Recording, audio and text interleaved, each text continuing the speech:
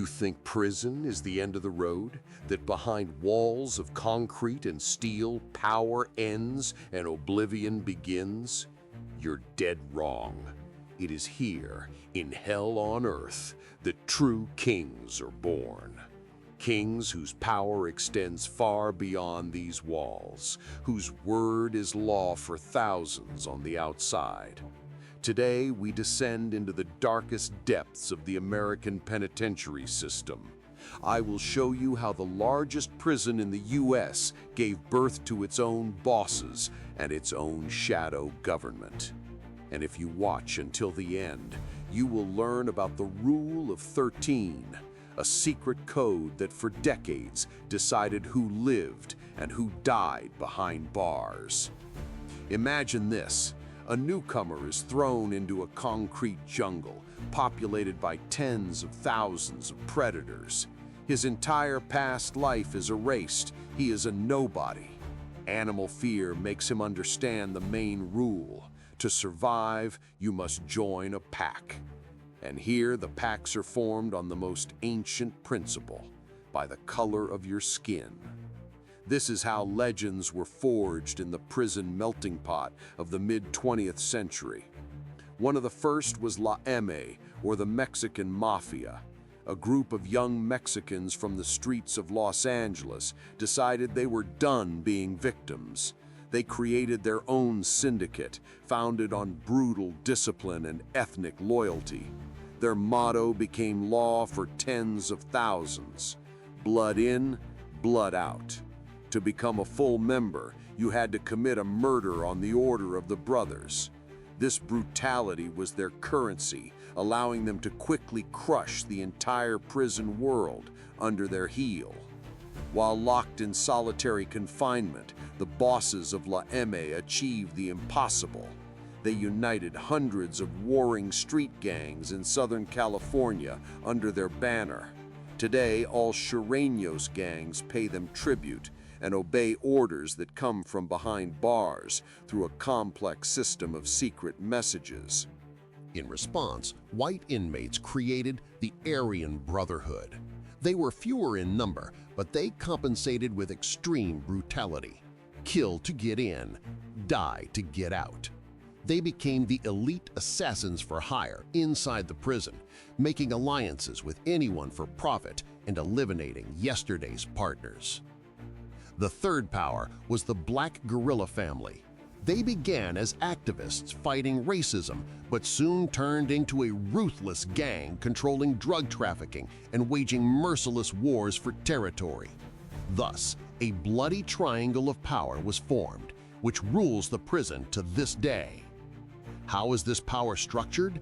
At the top is a mesa, table of the most respected leaders, the true boss of bosses. Below them are captains who control entire blocks and soldiers who do the dirty work.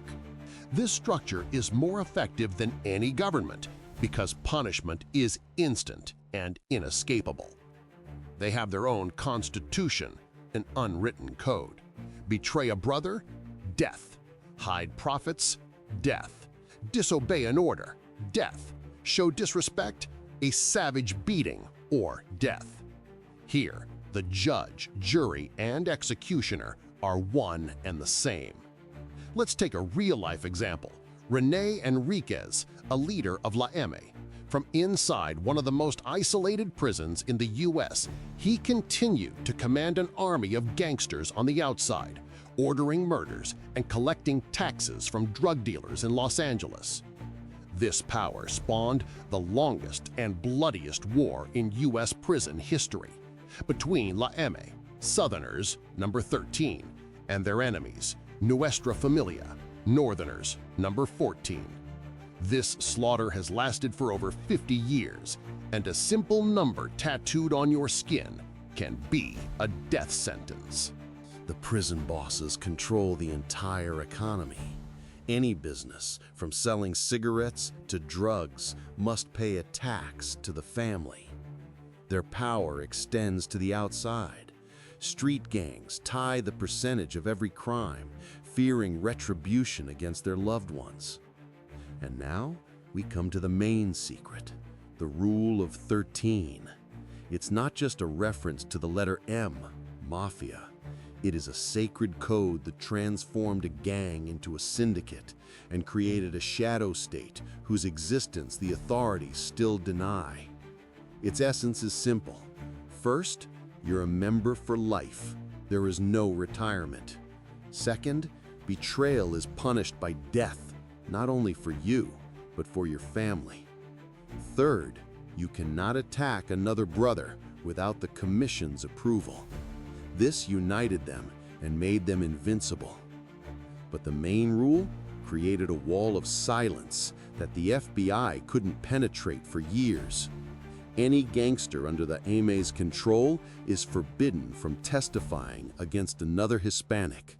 This law, written in blood, proved stronger than the laws of the United States. This is why leaders like Barry Mills of the Aryan Brotherhood could run a multi-million-dollar empire while locked down 23 hours a day. Prison didn't reform them. It gave them what they never had on the outside: absolute, unchecked power. When you're locked in a cage, your mind becomes your greatest weapon. These men plot intrigues and calculate moves dozens of steps ahead. They are the grand masters on the world's most brutal chessboard, where the price of a mistake is your life. A decision made by three bosses in a prison cell can trigger a wave of violence thousands of miles away. They can crash or inflate drug prices in an entire state. This is the terrifying truth. Prison doesn't just isolate criminals, it creates the perfect conditions for them to organize. Prison is a university of crime, where the country's most dangerous men exchange knowledge and build empires. The system designed to protect society has actually spawned a threat it cannot handle.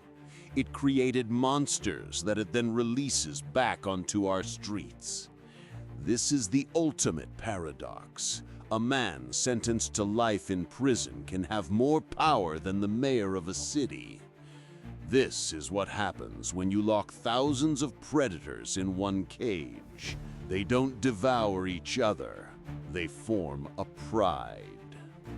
Their stories are the modern legends of the streets, stories of men discarded by society who managed to build their own kingdom on a scrap heap.